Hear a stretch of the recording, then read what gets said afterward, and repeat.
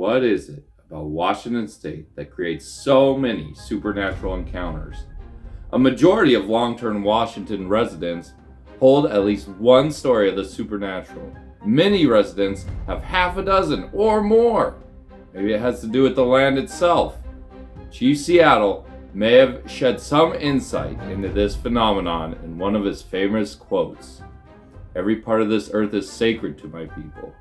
Every shining pine needle, every sandy shore, every mist in the dark woods, every clearing and every humming insect is holy in the memory and experience of my people." Washington is filled with local places that have been sacred to indigenous people for thousands of years. Each town and park holds its own unique story, filled with the supernatural. Tonight we're going to look at one of these places and its history, compiled by me, Jacob Zappey.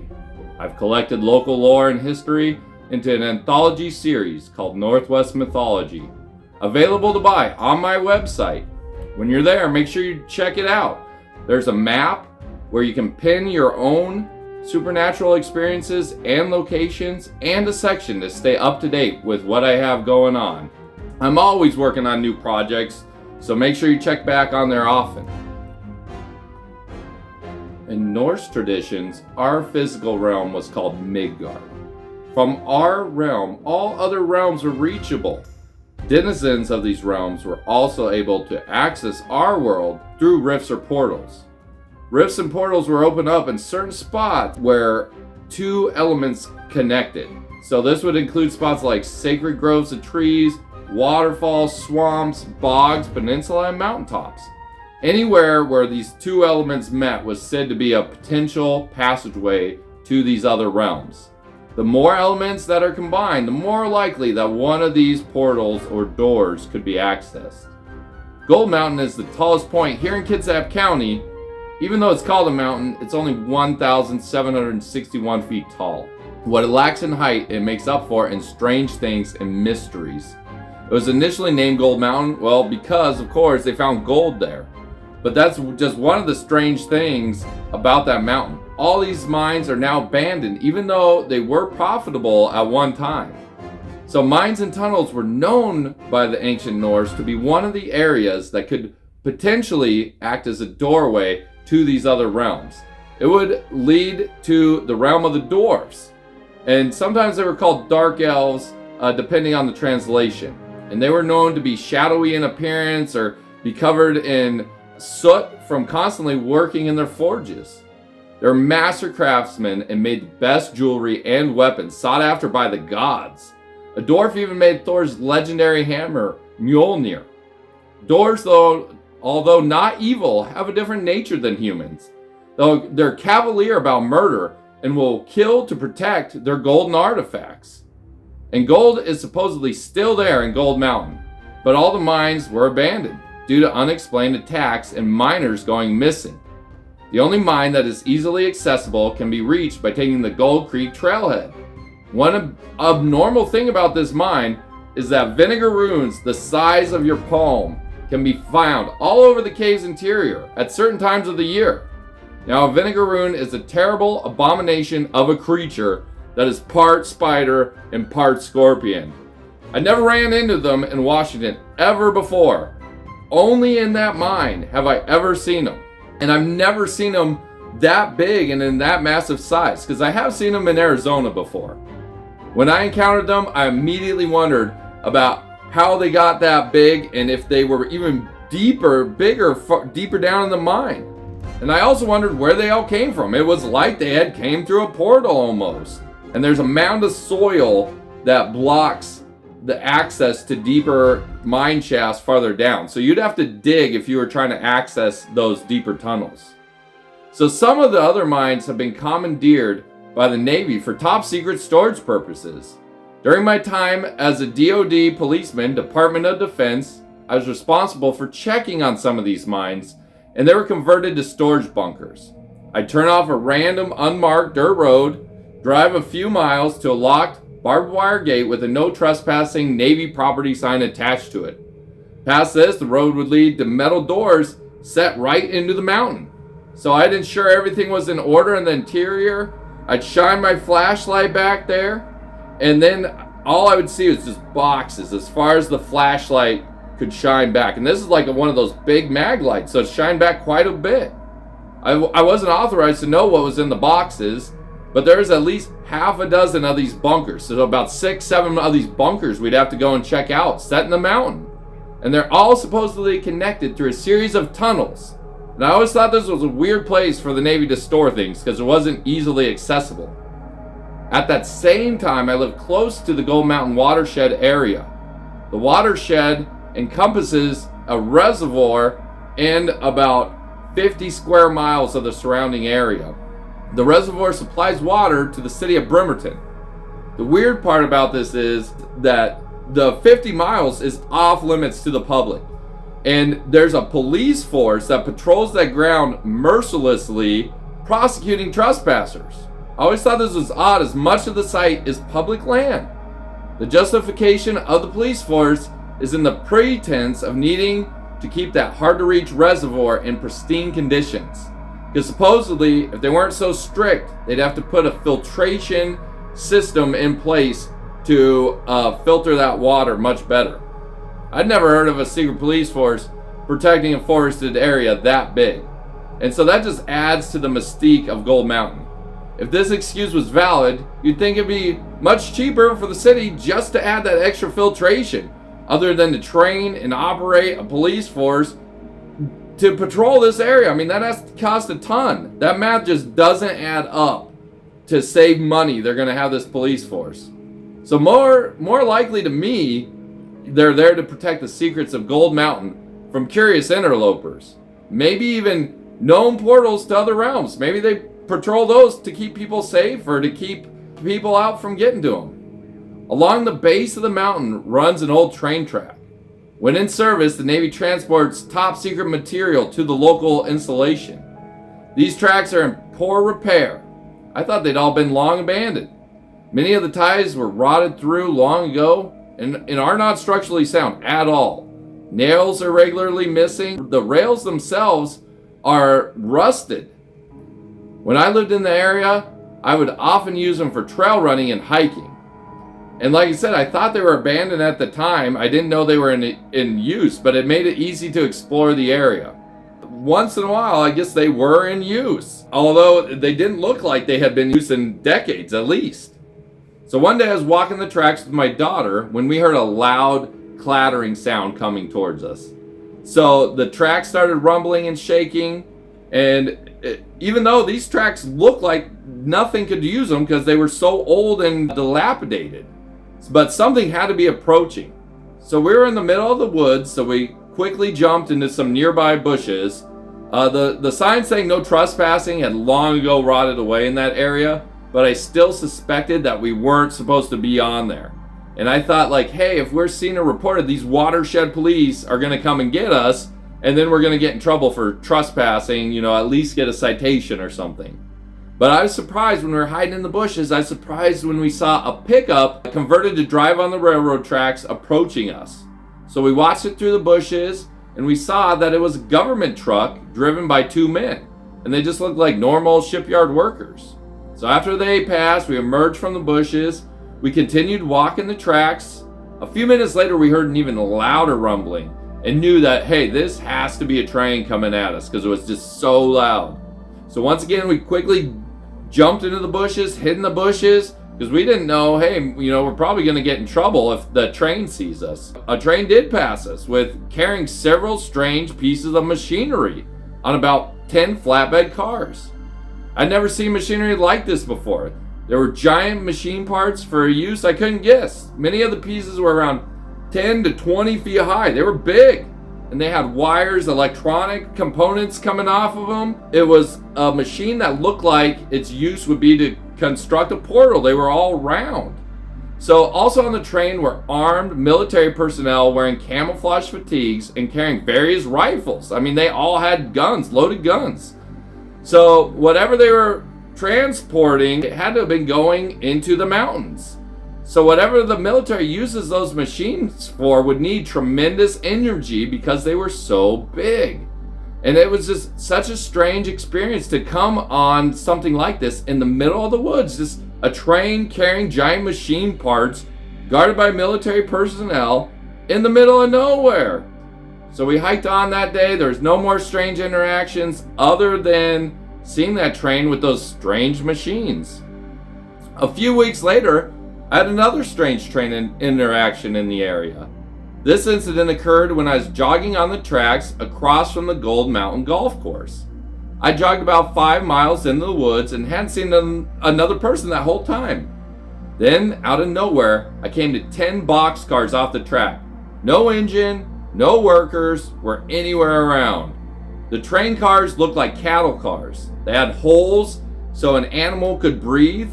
And again, no one was around, literally in the middle of nowhere. There's also no roads to access the area for miles. And I began to investigate these boxcars. They looked like they'd been there for several months, all old and worn down. I wanted to open them and see what's inside, so I went to the door, but I found a tamper tag. That's what the military uses. These are metal tags to ensure the cargo is not tampered with when it reaches a base. The only way to remove it is to break it off. You have to move them back and forth. They're made out of like tin or something. So someone would know if I had looked inside because I'd have to break these off. Again, there was top secret signs all over these cars, danger. So it led me to believe this wouldn't be the best idea. Some agency might be eventually tasked with tracking down who had broken off that seal. But I could hear something moving around inside a few of these cars.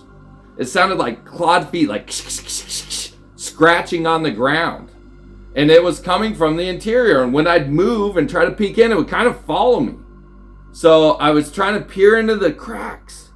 And suddenly, I could only see darkness. But I was peering in and suddenly just, something like moved right in front of me real fast. I heard it, but I couldn't see what it was. It was just too dark. It was just a dark mass that filled my vision. And as I said it, whatever was in there must have got scared because it let out this loud shriek like, yeah! And then it started just violently rocking the car. So I stumbled back in shock. I was like, what the heck is this? And I was so scared again by myself in the middle of nowhere. So I just took off running as fast as I could. And as I was running back, I was just glancing back, trying to see those cars to make sure something wasn't jumping out to chase me. And I just saw the cars just shaking with that shrieking, shaking back and forth. So I just started running as fast as I could, the fastest I've ever ran in my life. Because those cars didn't look very secure at all. So I didn't want whatever was in there busting out and chasing me. So I had to get away from that creature.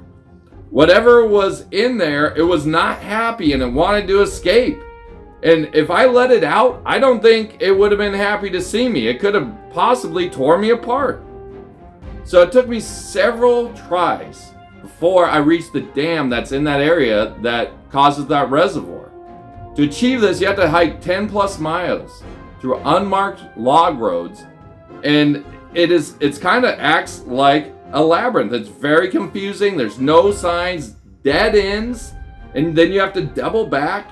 It's very, very frustrating. I had to take several trips to get up there. And an added concern, of course, is that Watershed police. If they catch you, at the very least, you're going to get a trespassing notice. At the most, they'll turn you over to the sheriff for criminal charges. If they catch you more than once, you're getting turned over. So finally, after several attempts and one verbal trespassing notice, I finally reached the far end of the reservoir, the side opposite the dam. Now the water was so blue and beautiful, it was aquamarine hue and crystal clear. So the hard to reach reservoir was certainly in pristine condition. I hiked the length of the reservoir about another 3 miles, and I was walking in a dense forest. And then unexpectedly, a massive dam appeared, and I'd arrived at the Cascade Dam. This thing is shockingly enormous in the middle of nowhere, almost 200 feet high, and it's literally just there in the middle of the woods. No security was around, and I could have quickly walked out in the middle of the dam had I desired. The only thing that stopped me was signs saying that the area was under video surveillance, and the knowledge that the whole police force protected this area. So although the dam does not claim to generate electricity officially, Having been up there, I saw structures that appeared to be large turbines, and it has a massive spillway. That dam would generate massive amounts of electricity. A whole police force protects it to potentially keep whatever it could be making electricity for a secret. The final strange thing about Gold Mountain is the peculiar buildings and secret tunnels scattered throughout the mountain. To reach the top of Gold Mountain, you must follow these unmarked and partially abandoned looking log roads. And again, it took me several tries before I figured out the right combination of turns to get to the top. At the top's a survey coin that marks the highest point in the county. So as I wandered countless logging roads trying to find this, I ended up coming to tons of strange buildings. Some buildings were attached to towers, supposedly for cell phone service or TV networks. However, many more were strange military-style buildings with no markings. They were constructed with cinder blocks, thick iron doors, no frills or outside markings to indicate what they might be used for. And as you get closer to the top, giant utility hole covers lead into the mountain, and then big metal doors are just stuck into the ground, leading to who knows where, in the middle of the woods. So it definitely, as you get close to the top, it gets more and more suspicious the deeper you get in there. So just past the survey coin is a peculiar structure. It's complex of two buildings. One is attached to a massive tower, approximately 200 feet high. The building and the enormous metal tower are unlocked and could be climbed and examined by an explorer brave enough and not worried about potential litigation from trespassing. This tower is different from the radio and cell phone towers that are more common. No signs are attached to it telling its function, and I could only guess what it was used for. So the other buildings, that same military, no frills style military facility structure. And it appeared unlocked as the door was ajar, but I didn't dare go inside because there's signs about cancer causing waves inside the building, which is weird. Both buildings are overgrown and look not to be used on a regular basis. Now, I like to end these stories with a wild speculation section. I think most of Gold Mountain's probably filled with tunnels that connect. I believe this is a Cold War era base, or maybe even older, inside the mountain. The dam no one can visit, protected by this police force, has to supply convenient off-grid power. I suspect it's still in limited use, with some experiments maybe going on inside. I also think much of it has been partially abandoned as a Cold War thought. I don't believe that it's as nefarious as a Stranger Things plot. However, the government likely devised a plan to build and stockpile supplies in case of nuclear or other attacks on the local bases. I'd love to know the extent of the tunnels and buildings or experiments going on, but who knows if that information will ever be available to the public. As far as the strange creature in that train car, I've gotten comments from people suggesting a dogman experiment to a bear being relocated. I'm pretty sure it wasn't a bear, but I couldn't be sure as I was super scared and it was super dark, so I couldn't really see what was in there. It was certainly large and angry. So people have also said they would have let it out and opened the train car. But it certainly did not seem like it was friendly and in the mood to be grateful for me releasing it. Another local tale tells of an indigenous group that was killed by unknown assailants in the area of Gold Creek. Only one survivor, a little girl, escaped to a local homestead. She described her tribe being attacked by strange, shadowy creatures.